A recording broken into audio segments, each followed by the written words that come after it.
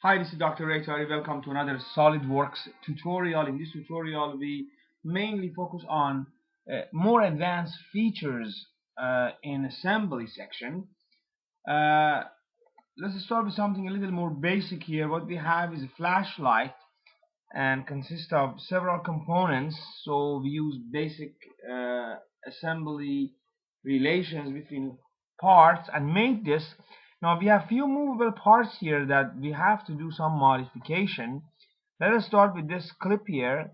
So this clip, you can see that it should not be moved this way and without passing through this part. So let me just actually maybe delete this part just to completely take it out, and I want to bring it. This would be the clip here. This clip, just drag it here. So how do I connect them? First of all, I select this extrude cut and I make it align with here. So this is number one. This is okay. And then I go to advanced assembly. I use width and I select this face and this face, the two faces, to be between this and this. So here is done, and the next would be I go to the same advanced assembly. I use angle, and in this case I have this face angle with this face, and now I have 30-degree here. Let's just see what the degree works here. I put 0 here and you can see it's this way. If I want to change it, I click on here and it reverse that, so either here or here. So this is what I want to be, and if I put, for example, 20-degree, so obviously it goes a little higher. So let's go back to 0-degree, and I want from 0 it goes to perhaps minus 10-degree, and here is what I have. So it goes from horizontal to a little lower this far, and that's it. So this is the motion range, and that is what I want. So of course there's no pin here. There should have been a pin there. Next, let's work with this button here. So this should not move this way here all the way, so there should be very limited range of motion. In that case, I go to mate. I go to advanced mate and I use the distance. So I want, let's say, this face from this face, and now it's 1, of course, millimeters. So let's make it 50 millimeters. It's gonna come further, and that's too much obviously, so maybe something about 20 would be good. Maybe a little too much, maybe 25 here. So therefore the motion should be between 25 maybe to 20. So this is the range of the motion here, and now you can see that it moves this far. So if you feel this is too much here, then simply can go here and this and make a mate here, and stuff here we can make it from 27 to 23, and here is the smaller range of motion here. So turn it on now. And next, what we have here is, so this head we can move all the way, and that is not right. So realistically we have this kind of bridge here, and this, when it comes down here, it should stop roughly in this position, somewhere around here, and this is the reason that we created this here. So somewhere around here should stop.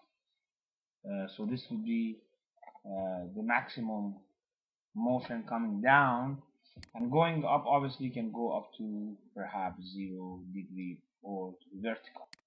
So for accomplishing that, so use mate again, and you go to advanced mate, and obviously using angle, and the angle between this face and maybe this face here. So if the angle is 30 degree, this is the position. So if you want to go maybe 0 degree, it's going to go further here, and still is fine here. So if you're using 70 degree, it goes all the way here. Let's go more, make it 115 degree. The steel is good. 135,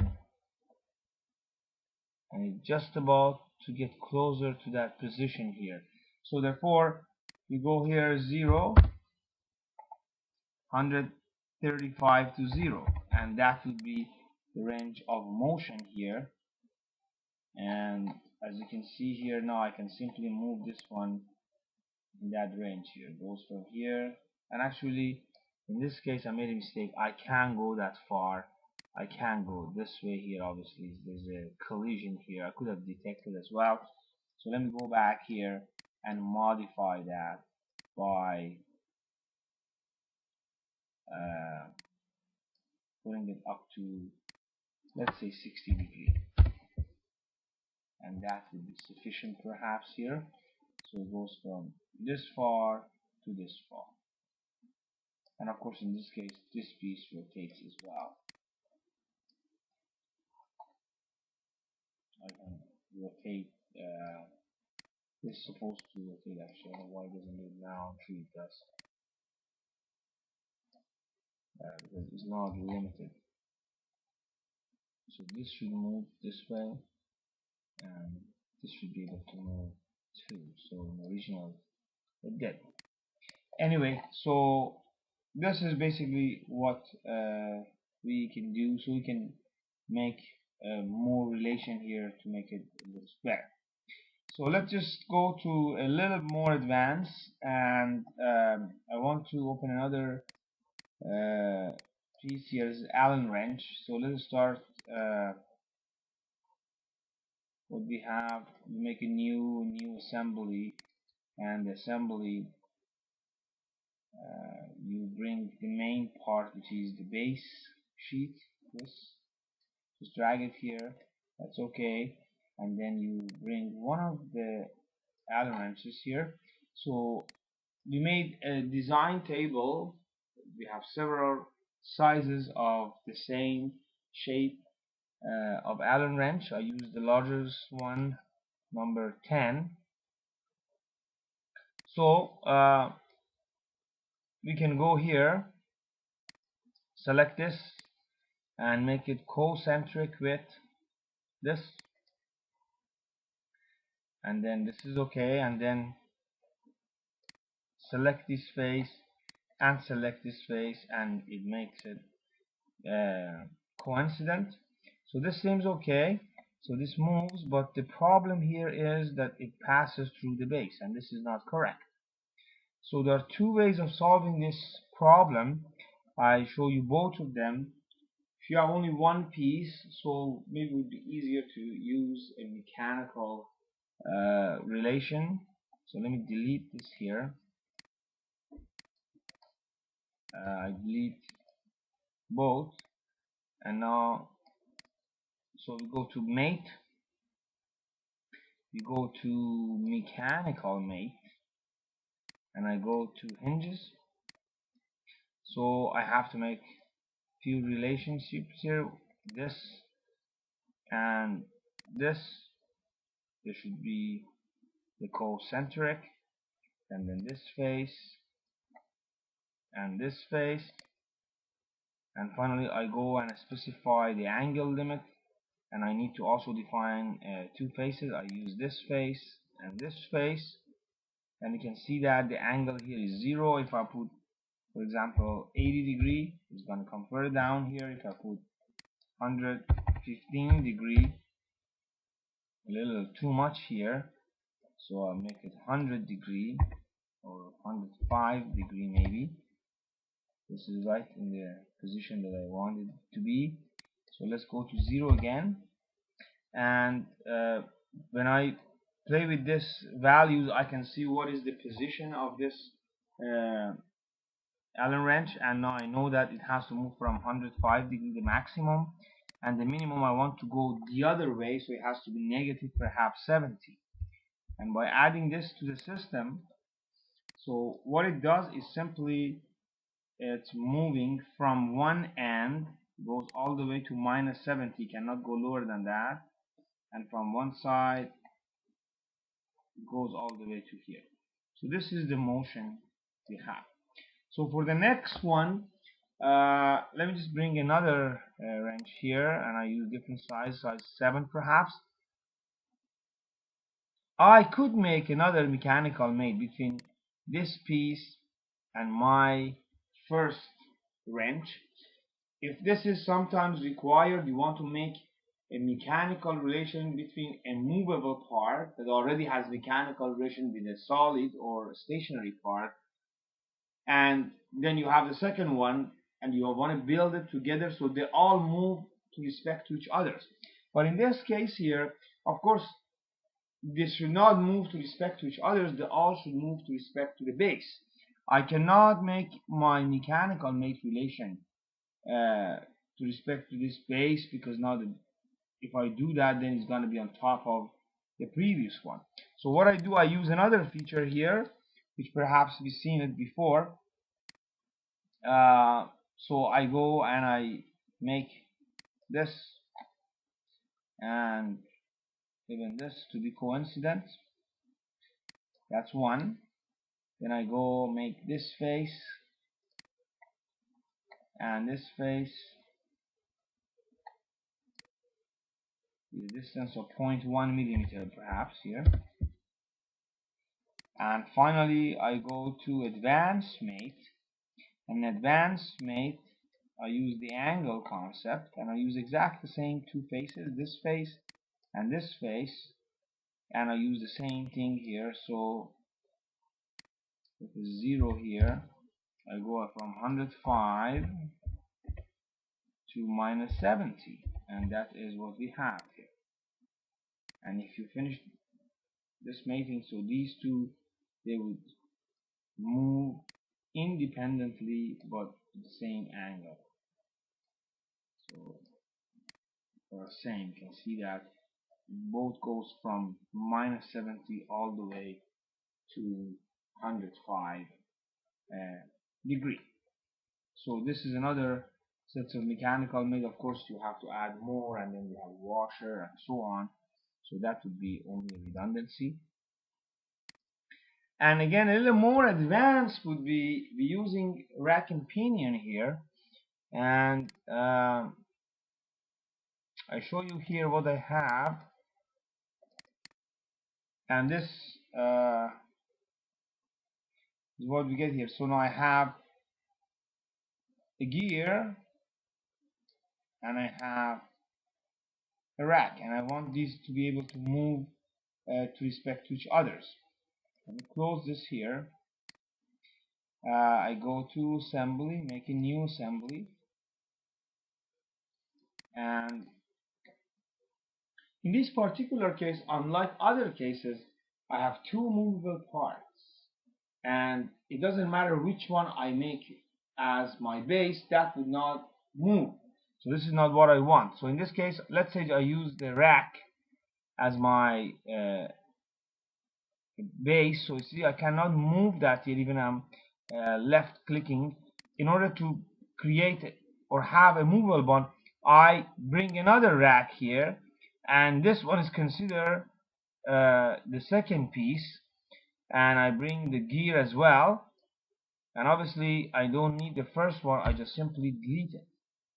We say OK here, and I delete this piece. Now what I have here, I have a rack and I have my gear, and both of them remove, and this is what's supposed to happen. Just for the cosmetic, I would do different colors here. Maybe I make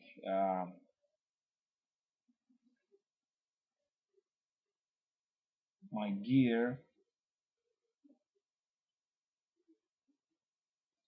as different color here. This few seconds perhaps. I don't know why sometimes this is slow here. I make it maybe red color, and I make my rack body as different color. Let's make it green, and now I want to make the connection between these two pieces. So these two pieces should be in relation. First thing, I go select this face, mate with this face. As you can see now, they are aligned to each other's. That's relation 1. You can see that they are aligned. The next thing, I can make the actual rack and pinion. I go to mechanical, I go to rack and pinion. So what I want to do here is to select this, for example, line. This is from the rack, and from pinion